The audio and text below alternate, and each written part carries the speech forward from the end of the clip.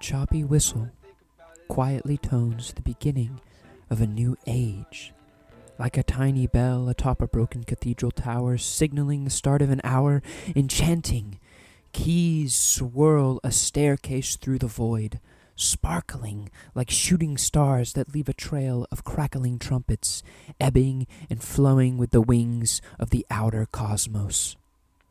Phantoms cry amidst the colorful cacophony, their distance slowly reaching an ear, drilling inside a black star, screeching along with the instruments until it becomes sentient. The conscience of Benjamin. Drowned piano keys snap into solidarity, and Ben realizes it was all in his head. Come to think about it, it's all in my head. Fuel tank blink, it's been running in the red. Praying for a green light, looking straight ahead. Nothing else seems right, you know what I said. Tell myself to calm down, listen, understand. Somewhere I lost out in between my hands. Everything I'm on was never in the plans. At the end of his life, Ben waited with the wavering of his will for a sign to keep going.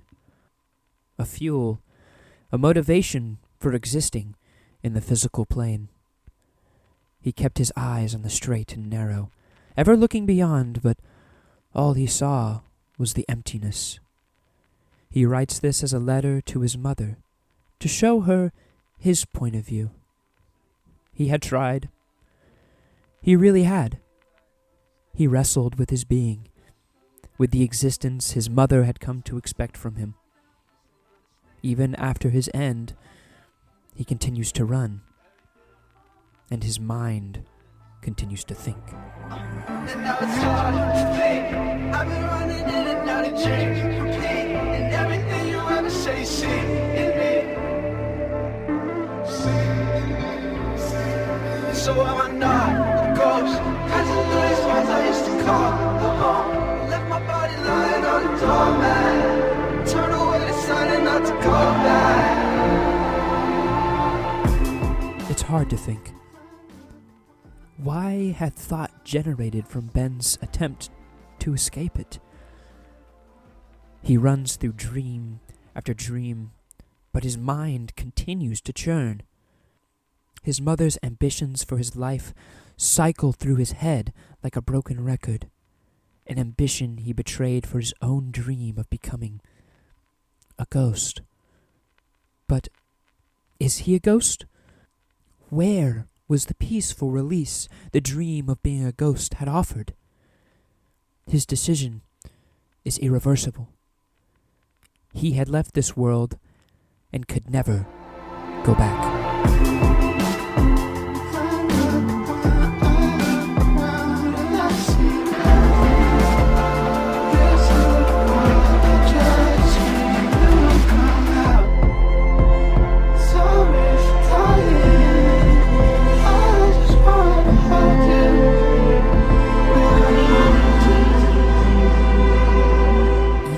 New plane, he sees nothing.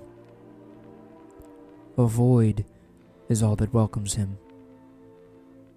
Ben breaks. A mistake has been made. His dreadful dream has left him dead, detached from the body and voice he had considered a foreign shell. Ben releases his apology. I'm sorry for dying. A disembodied chill streaks through his mind. A desire for comfort. He longs for his mother's embrace, yet he finds himself haunting her. Oh, what has he done? Overbearing chanting consumes the space. Harmonies flutter around the consequences of Ben's selfish action. Ben had played God and birthed himself anew. With one swift stroke, in one moment, one decision made, and next thing you know,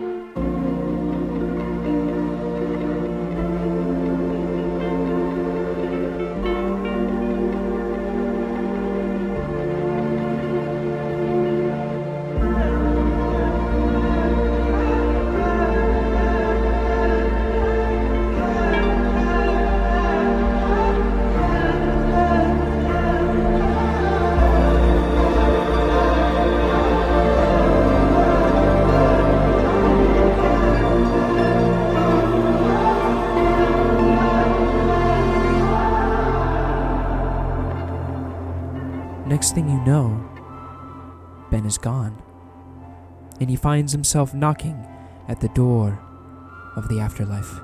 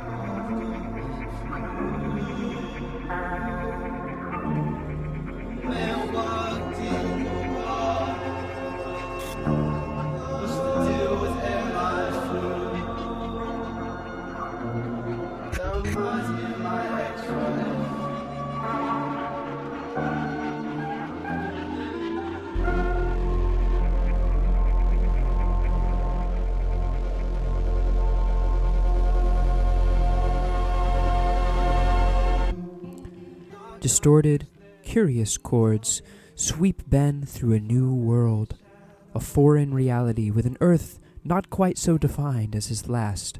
He curiously greets this place with a wonder for companionship. He calls out, but the echoes of his shaking voice bounce off the rustic walls of a deserted home that was never real. Ben truly realizes the gravity of his situation. He is alone in this empty, quiet existence. His thoughts are his only company. Knock, knock, who's there? Tell me the truth. A familiar shadow that everyone knew. Reached through the walls. You saw right through. Laughing at you. I had so many things left to do. And it's funny you said it's too soon. Stuck in the red. Came out the blue. How am I doing this? One giant skeleton humorous. I try to walk myself out of the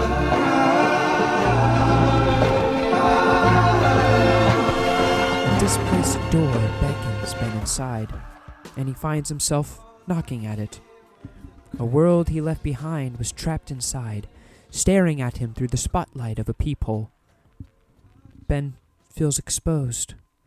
The shadow he cast in the light dances across the backdrop of space like a pointless jester.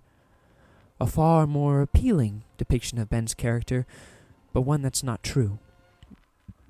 Ben reflects on moments past, a time his mother said he was too young to achieve his dreams. "It's too soon," she said. Ben tries to laugh it off, recounting the irony of the situation. He regrets all the things he didn't do in life, those things his mother said to wait for. It was his fault, though. He was the one who made the decision to move on from that life. He tried to walk himself out of the ground to escape his suffering, but now he is met with loneliness and regret. Know who's there. Tell me a joke. Something feels off. Was it words that I spoke? Or was it something else? How can it be? It's a setup. The punchline was me. Over my head, I couldn't see. These two walls fell for a year. Social experiment. Aren't you relieved to be here? All of the cameras were burning away. With an uninviting door before him, Ben is left to question what those inside think, eyeing at his soul with a beaming vision. Ben's life was a joke. That's what they're saying. His family doesn't care that he died. They've got to be laughing in there. His life was a setup, and the world laughed at the punchline of his lifeless body hitting the cold floor. Ben stretches his ghostly arms through the wall, squashing and shaping around the tired, formless planks and snapping snares, hoping for an answer to his burning questions. He weakly concludes that his existence was just an experiment. He was a lab rat, a prototype. And that brings him some comfort. His life was never supposed to matter. The rusted wood cracks and pops under the gravity of the stars, breaking apart and blasting Ben's shadow away, a crumbling house lost in a space between. A symphony of violins is accompanied by the chirping of crickets. A terrible laughter assaults Ben's being, a dark witch of the cosmos, a harbinger of Ben's failure.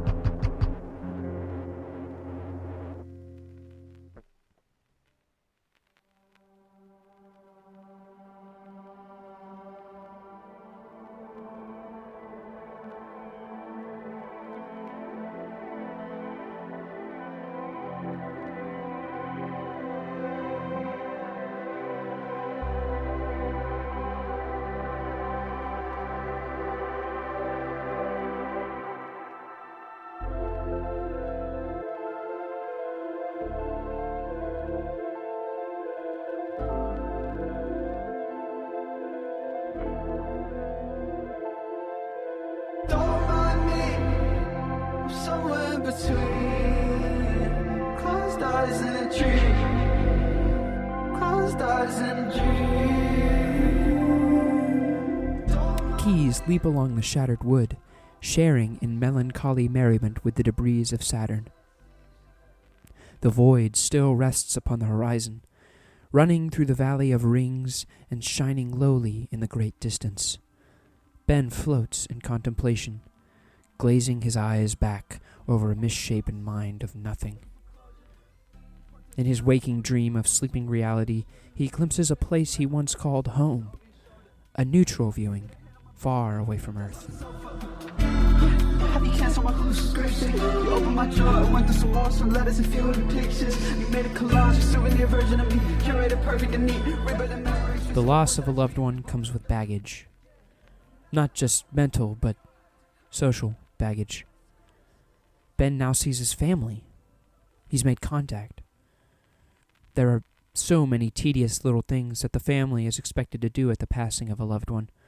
Go through government papers, do something with the money in their bank account, and even the most minuscule things like canceling monthly subscriptions.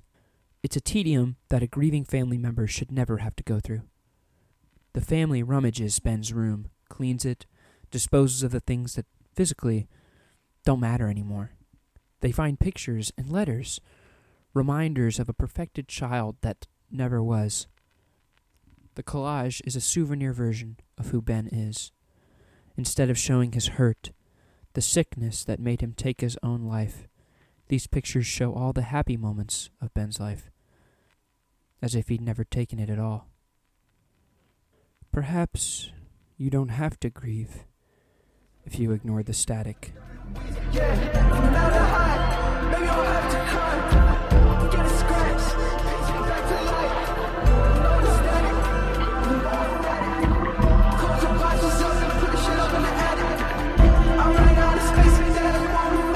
Don't listen, ignore it, that erratic static. Ben soaks into the boxes, music bouncing from all six walls, close his eyes, preserve his body, become a chemical as if he had never died.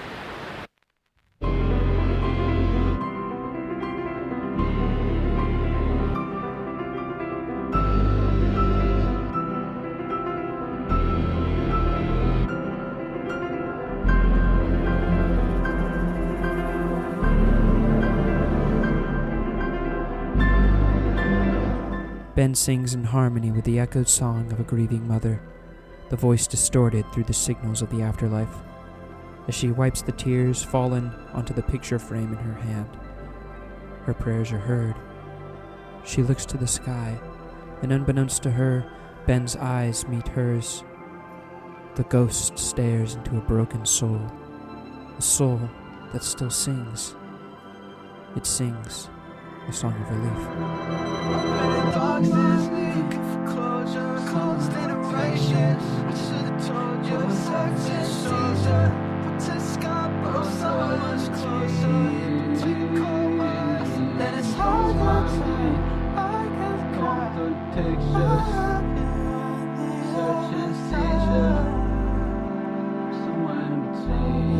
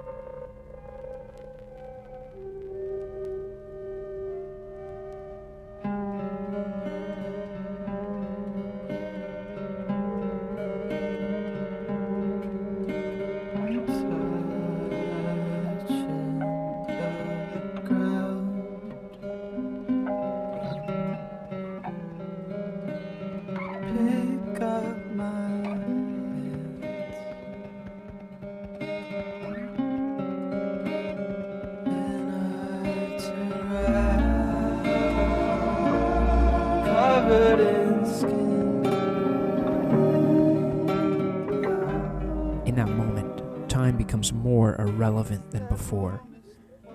Ben is frozen in space. He had seen his mother's eyes for the second time. Reality began to settle in, haunting chords creeping up his limbs like an evasive weed. Images of his body flash before his eyes. He sees a man, not a ghost, filled with blood, pulsating conglomerates of living flesh, 10 twitching fingers bending to the will of an electric mass of gray matter, all of it covered in skin. The foreign horror of corporeality sickens Ben to his core, an omnipresent spirit centered on the reality of the earth he called home. Same carpet I crawled in, same bucket I was washed in. I gave all the time to it, I was trying to figure out the faucets. Tall marks on the wall charts, it's the wrong parts getting longer. I was staying so far away, I don't wanna go another day. Same basket carry me, I need you there with me, I need you just down the road.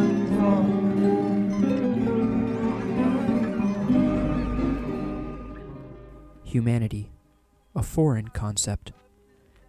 Ben faces humanity in the eyes as he watches the mother that birthed him, fed him, bathed him. Ben grew from a baby, skin stretching and morphing, bones twisting and hardening, horrifically shaping into a man that would end his own life. He yearns deeply for those moments again, a primal closeness to a maternal being of flesh. Ben's grasp on reality begins to slip. The static grows louder. I looked up and down, didn't want to make a sound. I was so far away, I don't want to go another day. I trace back the ground, flip the place that around. Tried to call, but the dog runs away from me now. I was staring at the ceiling, I was fucking terrified. I was trying to get these feelings out of sight, I'm paralyzed. Same old tree, seen it all, peeking through the blinds. I can do it how I used to climb, gravity even getting used to mine. Cannot answer the call. Ben tries everything he can to reconnect to his childhood home, to his mother. Running through every memory, scouring through every room, just to grasp onto something that's real, to feel whole again. He doesn't go completely unnoticed, however, for the family dog can sense the presence of a spirit. But to Ben's dismay, he worries the dog, and it runs away when he nears it in the yard. Everything seems the same, except for Ben's absence. His corpse abandoned in the dirt. The world continues to move, never stopping to console him.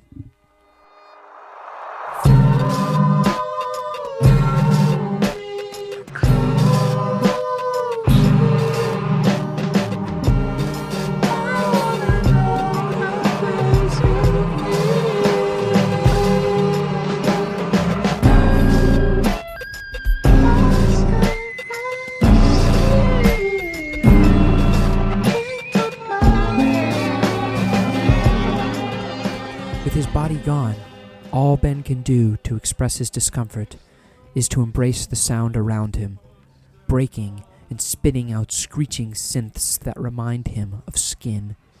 His skin like Lazarus on the third day, scarred and dried, deflating around his bones as his organs melt. Only a miracle could restore life to that body. That life is now in the air, visiting a dusty room that he used to call his own. Ben continues to reach for his mother, but he continually feels her slipping. Could she be healing from her grief? Ben prays it isn't so.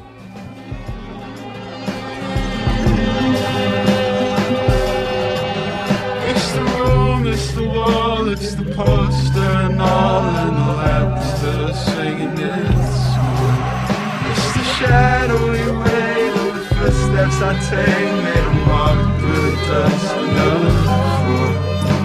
And I saw another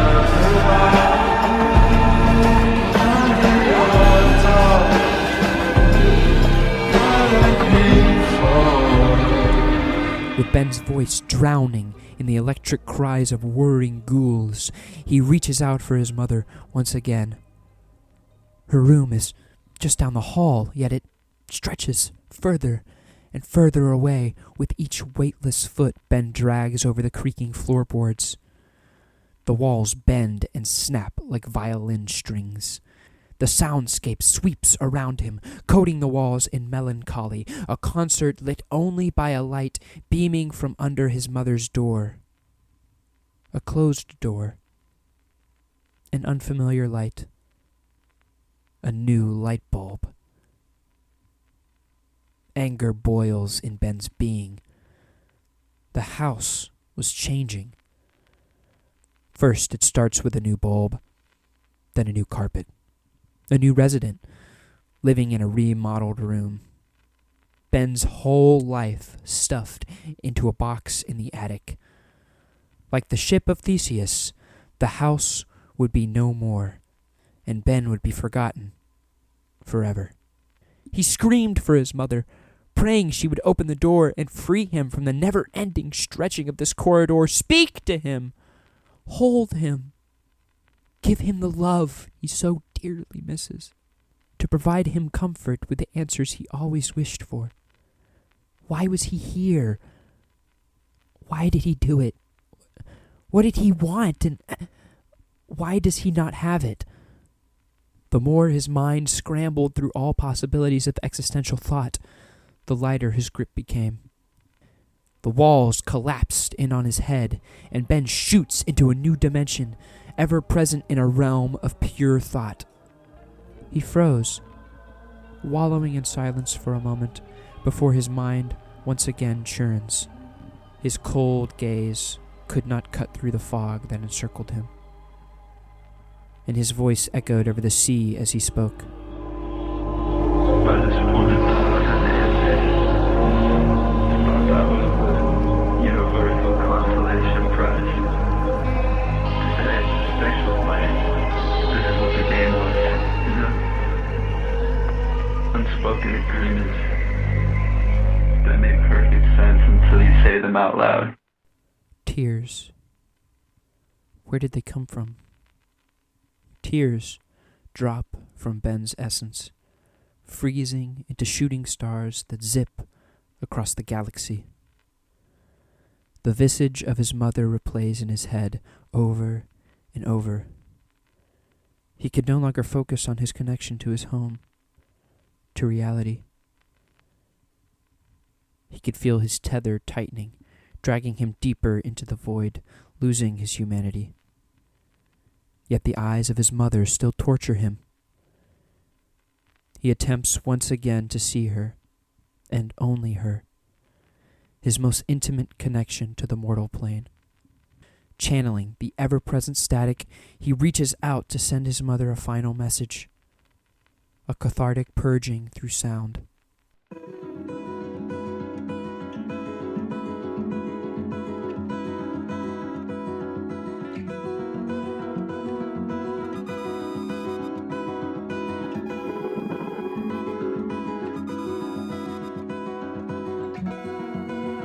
I wasn't born yesterday.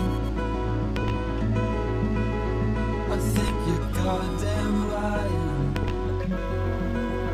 I wasn't born yesterday. I think you're goddamn lying. I wasn't born yesterday. Oh, I wasn't born anyway.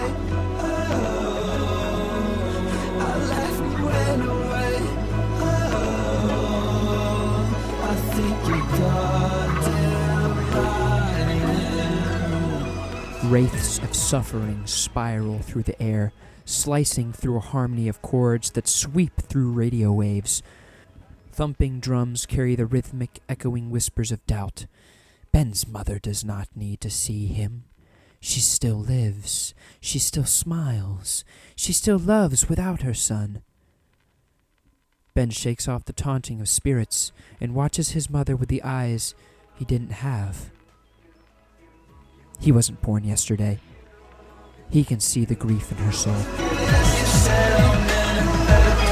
I got a new birthday to celebrate. Those candles that you couldn't light, you threw them out and you wonder why. Don't know why I blew them out for me until I forgot how to breathe. I'm pumped to pain and I made a wish. I made a wish that I'll never get.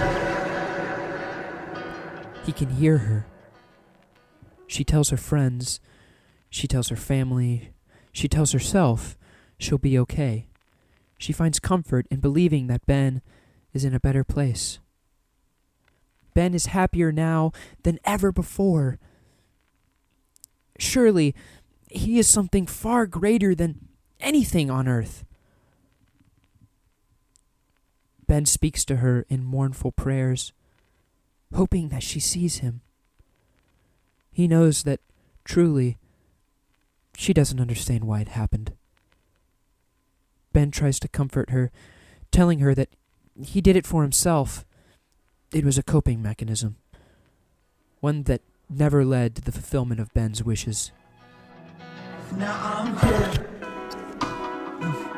I've been in so many tears, I try my best not to count it. I've been in so many hearts, I've been in so many prayers, I've been in so many couches. I've been in so many lies, I live so many lies, I live in so many houses. I've been subject to change, I keep circling days, I keep thinking about it. I've been trying to unsee how you moved on from me, cause it feels like without me. I've been ripped from the floor, the umbilical cord is still sort of around. Memories translate through Ben's shaky voice, traveling up and down the steps of a distorted keyboard. Anaphora floods a cymbal clashing beat as he recalls all of his existence. People have cried for him. People have prayed for him. His being floats on embellished lies, the facade of comfort his mother continues to uphold. Ben wants his mother to grieve properly, but he can't let her. He won't acknowledge his own grief. He just watches, yearning to hold his mother once again, setting back the date that he understands the static, all because he finds closure in the grief of his mother. His soul is still tied to her, as he once was in the womb.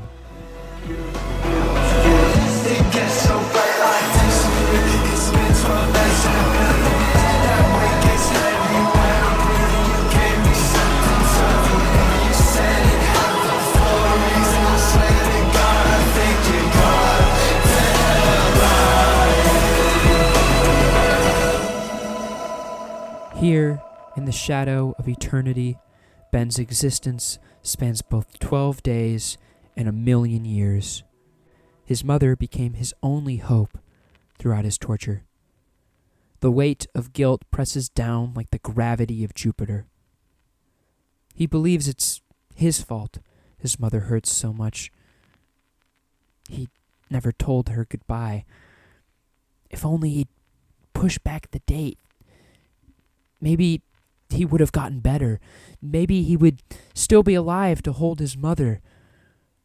Ben always had his doubts, but those doubts failed to overwhelm him. They failed to keep him from harming himself. If only that glimmer of doubt in his ocean of longing to see the shore could have caught up to him. He could have saved himself. He could have told his mother how much he loved her. Maybe he could have spent a lifetime with her, doing everything to make her proud, to see her truly happy.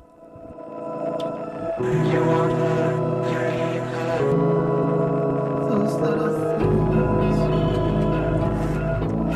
I should have said out loud.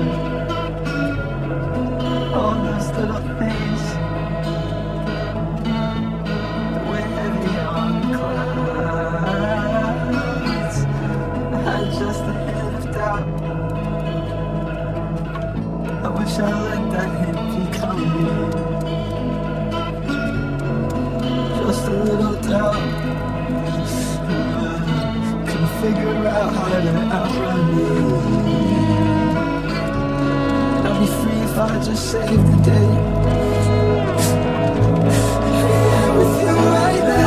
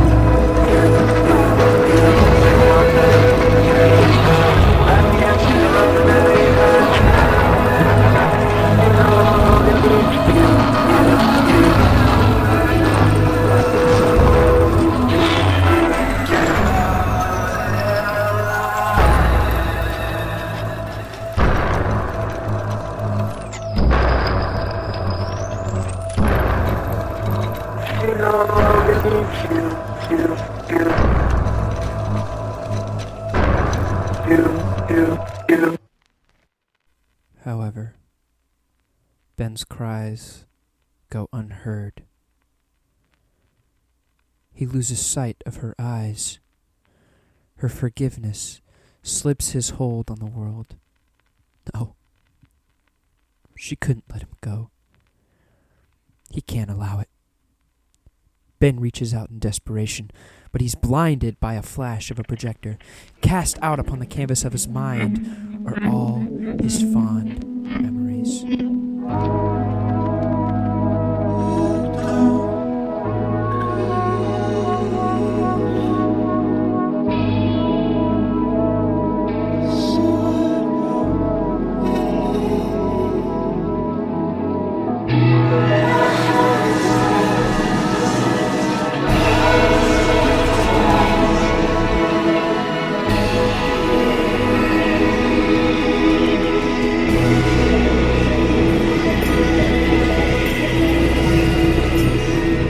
All of his humanity flashes before his eyes with the strength of a supernova, only to dissipate into a shattered cosmic matter.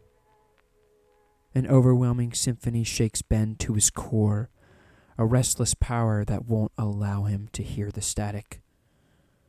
Only one thought rings through his conscience. If she won't listen to him, he'll have to haunt her.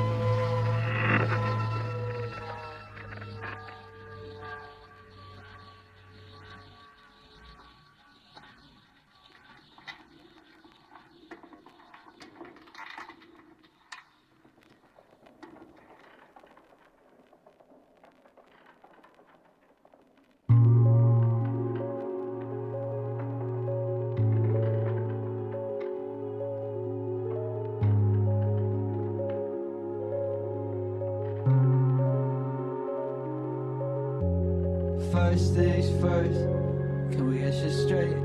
I've been alone since you left me in your wake. I've been alone to reflect on my mistakes. Forgiveness has trapped Ben in solitude. One's journey for closure has left another in the cold. No longer can he project his pain. No longer can he reach out. No longer can he cry for his mother's embrace. In the void, Ben is left to wallow in what he did, and he doesn't like it. I've been alone since when you offered me your forgiveness. I was begging not to breathe in. Tried to yell at you from a distance. Could you tell when you let me see in? She had left Ben with no other option. He begs her to hear him, not to let him go. With all Ben's might, he disperses himself across the scattered chords rising from the somber bass. His presence surrounds his childhood home, his mother's place of torture, the house her son died in. Ben becomes the wood. Ben becomes the concrete. Ben drips through the shingles, painting the walls in his blood. Every portrait, his eyes, every telephone, his ears, every ticking clock, his voice, every creak, his footsteps. Ben orchestrates the entire house, haunting his mother's every restless moment. This was her own doing. Put my feet on the floor, over every boy, heard it creak, turn it weak, turn the heat up some more. It was spreading, said it's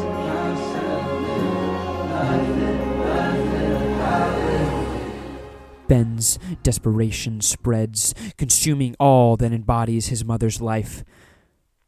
yet she doesn't see him. The house is just settling, she says. It can't be Ben. It can't be.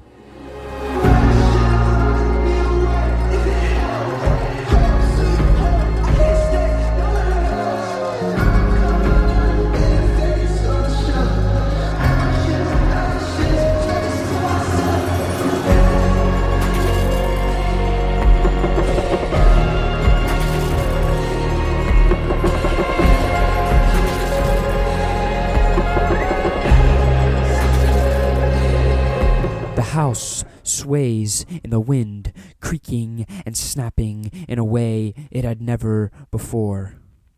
Ben can't let his mother be. She brought this on herself.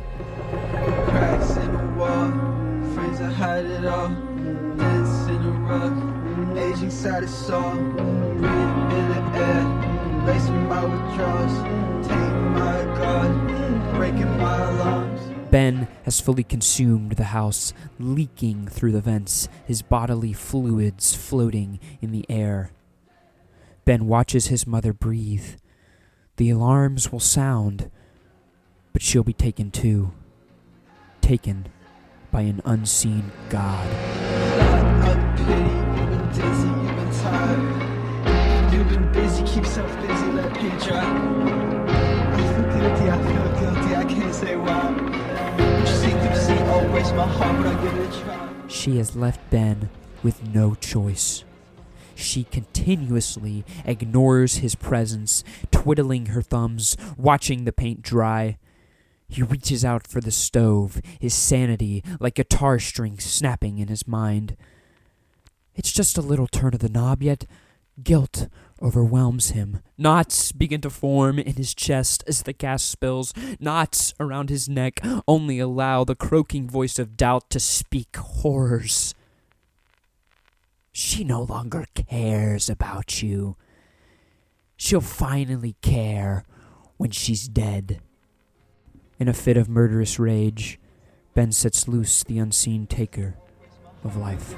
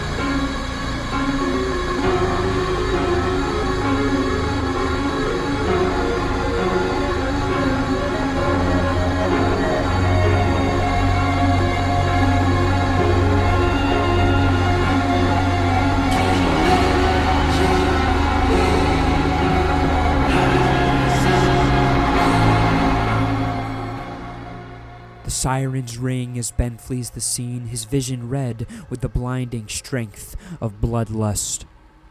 He's never wailed in as much agony as he has now.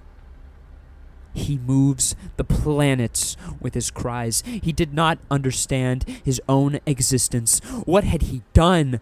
He had tried to kill his own mother. He didn't know why. He didn't mean to haunt her. He couldn't breathe even without a body. Panic overcame him. His soul tightened. His essence clamped to a paralyzing halt. Sound stopped.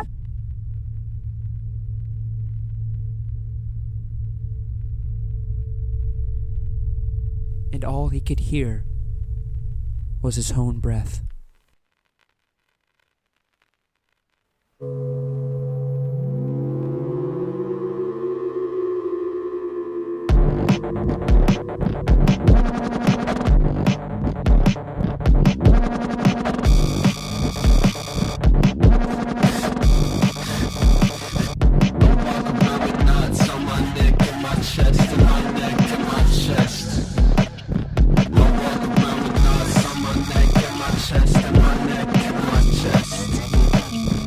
Ben's an open book in a closed casket, struggling with guilt, and he can't mask it. Purge emotion, tears, he cries, how could he, how could he? An open book in a closed casket, he walks around with knots.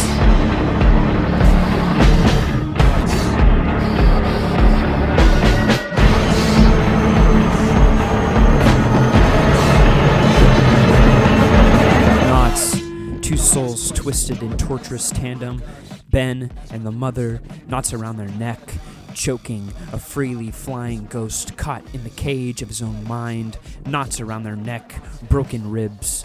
Ben's mother was nearly killed. In physical pain, her suffering soul yearns for Ben's. His own grief brought him to nearly kill his mother. And now, in the worst moment of constant torture, Ben has the attention he always wanted from his mother on the other side. Both of them trapped and tied by the rope of bargaining turned depression. He tied that knot. She tied that knot.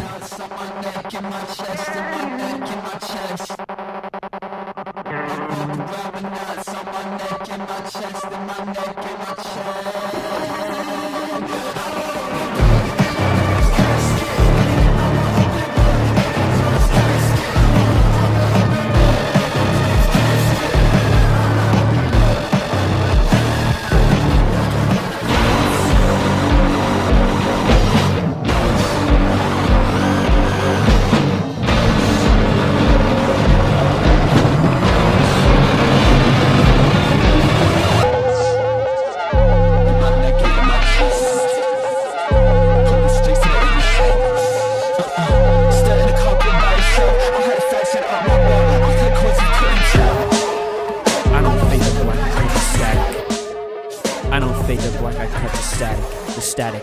Ben had no slow descent to death.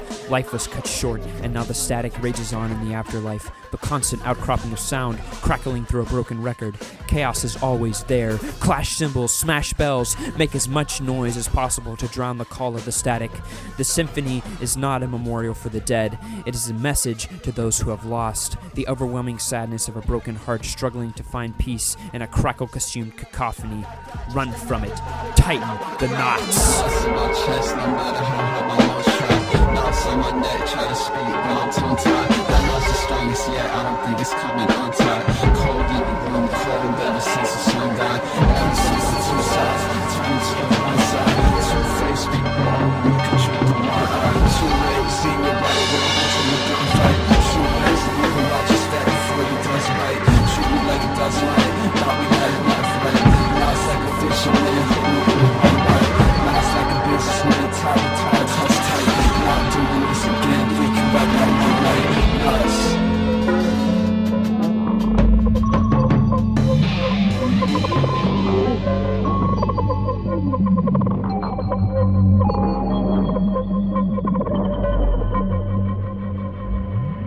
You forgot that dome too soon. It was like waiting in the red room. Going in front of the projector. I watched it all again.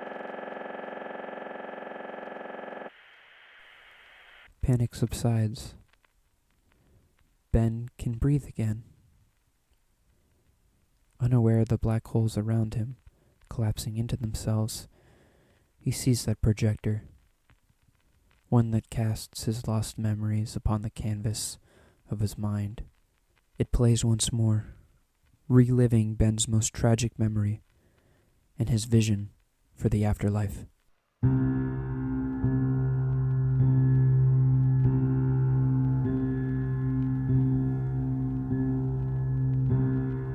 Cry to sleep, wait a week again.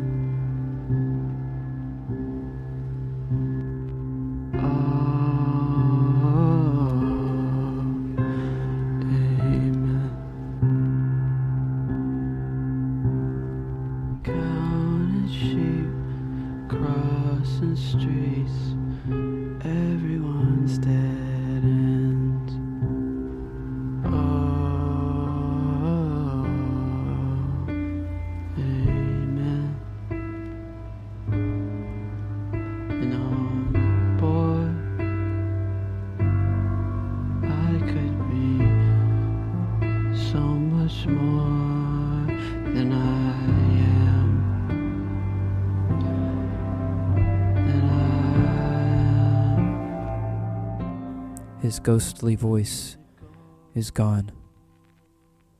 The torturous wraiths are gone. Ben is alive, but it's a memory. He recalls his last moments, his last thoughts. Every night, Ben had cried himself to sleep. To others, his life may have seemed mundane, but in Ben's own ill mind, infinite doubts weighed upon him. What was the point in living? The only thought that has meaning in a pointless world is one of fantasy.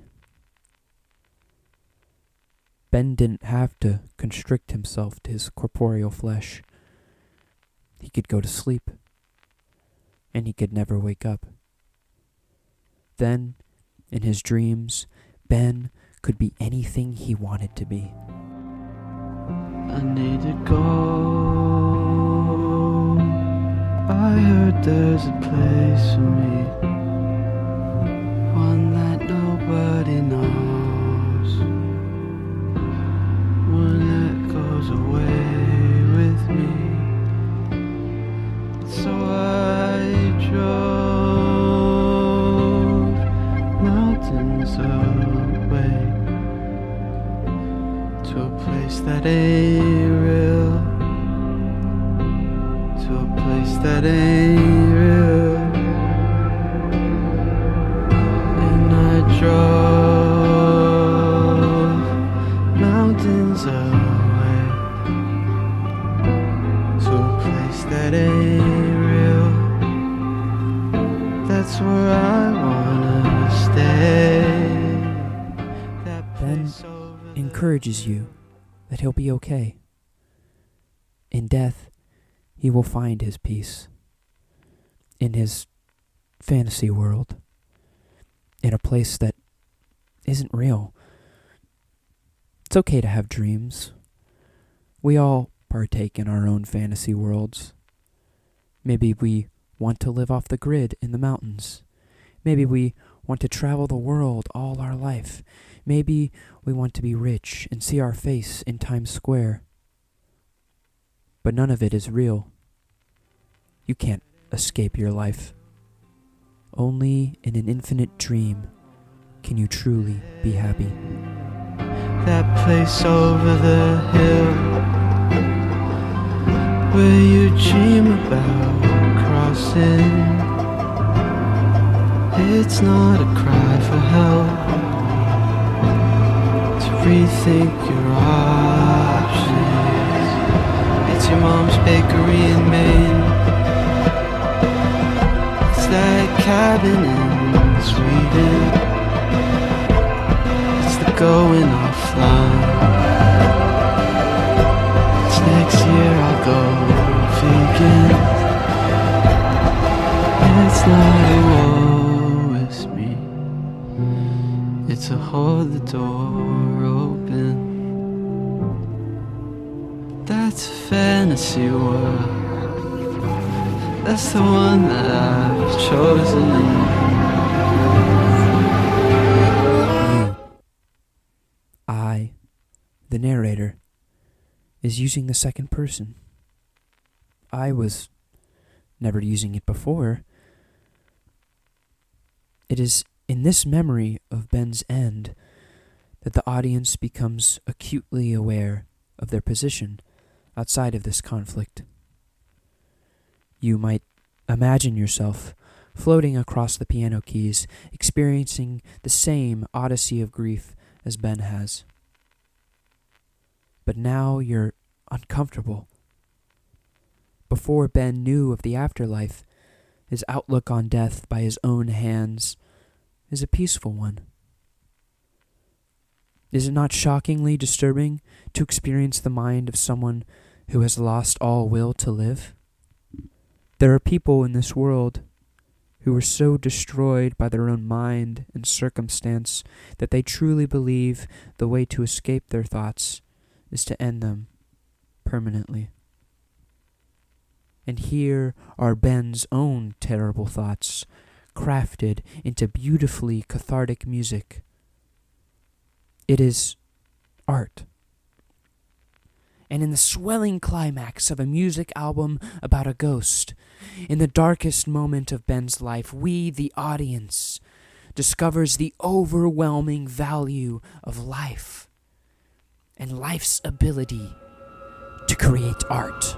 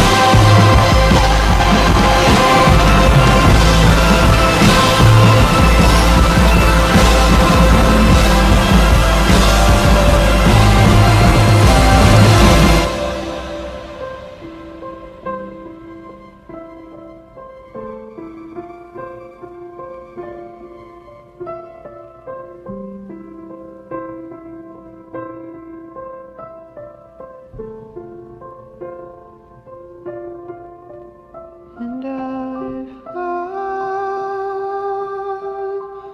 out his way when no one can stay.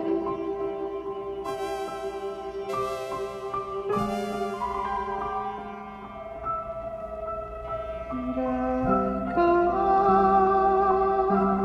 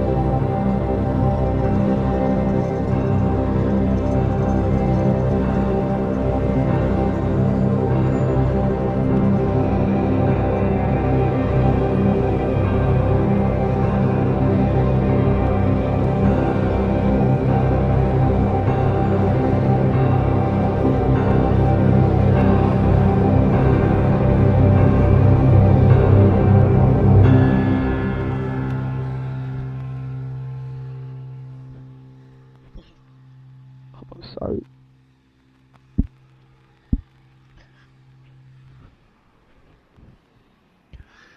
I'm sorry. I'm so sorry, Bob. Please, just know I'm sorry. I'm sorry. I didn't know. All I wanted was peace. I was selfish. I didn't mean to hurt you. I wanted my peace. I wanted my peace, my peace I wanted, and all I got was purgatory. I'm sorry. I just can't do this anymore. I can't keep going on Second Life. I'm nothing. fraction of infinity. Some idiot who thinks he can waver the revolution of the solar system. Yeah, I regret it, but you can't take back what's happened. For once in my miserable life, I just need to listen to the static. Sorry, I have to go.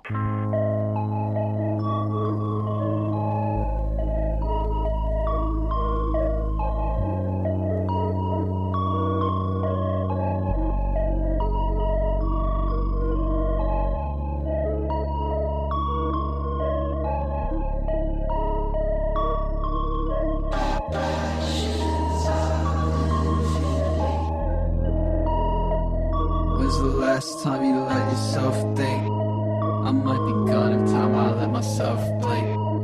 I wouldn't say I was surprised on the 82nd time. When's the Thinking. last time you loved was The very thing Ben tried to run from.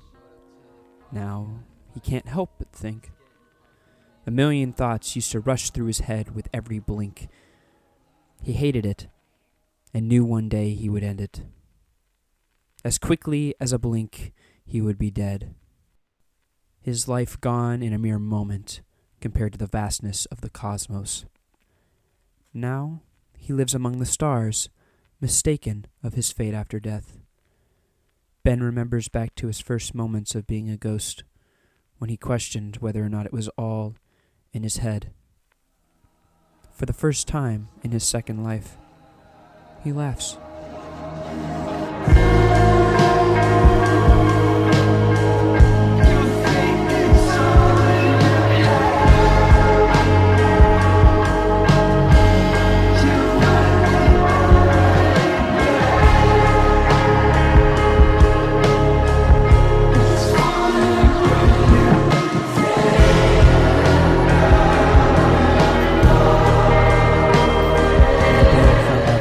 He'd always dreamed of was a lie. He panicked. He ran away from the idea of being nothing.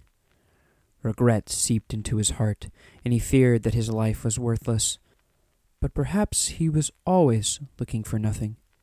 He just needed to look for nothing in a different light. Rather than dying in search of nothing, Ben realizes he should live in search of nothing. afraid of nothing for so long. That's why I'm stuck with it. But nothing is gonna change until I change what nothing is in it.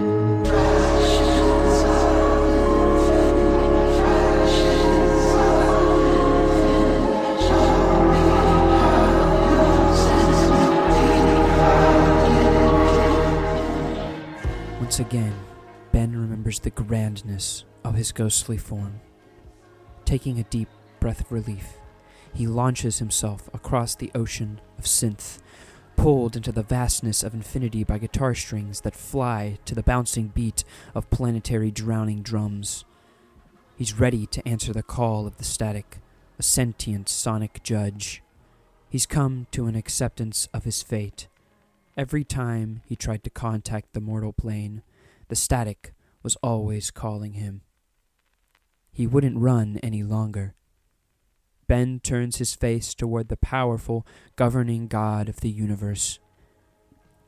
He realizes that though his human existence, his fraction of infinity, be unfathomably minuscule, words still cannot describe the amount of value a human has in the grand scheme of everything. Every time I hear a voice without a face, and every time I'm with you, the clock hands wave me out of place. Those words don't do you justice. Those words don't do you justice. I see my life inside your head. Once cave in, we stopped. revels in the feeling of infinity. He can soar a light year every second, ripping through the cosmos as slowly as possible. Existence is as short as a clap, and the god's palms in rapture bend, crushing him with a single prayer. For once, he enjoys his existence. Again, he repeats it over and over.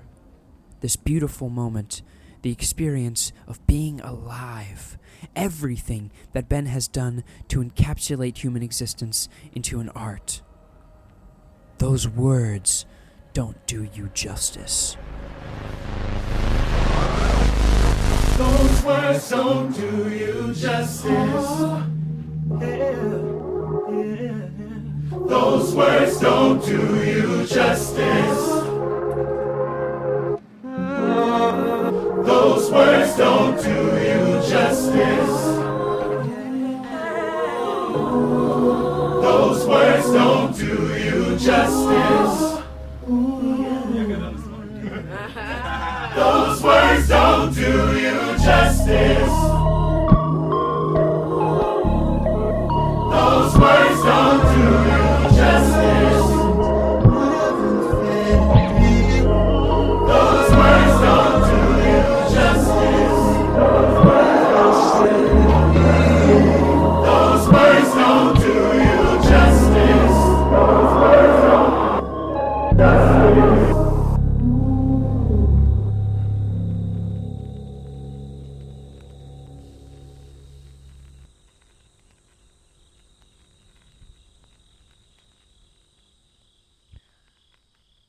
(1675).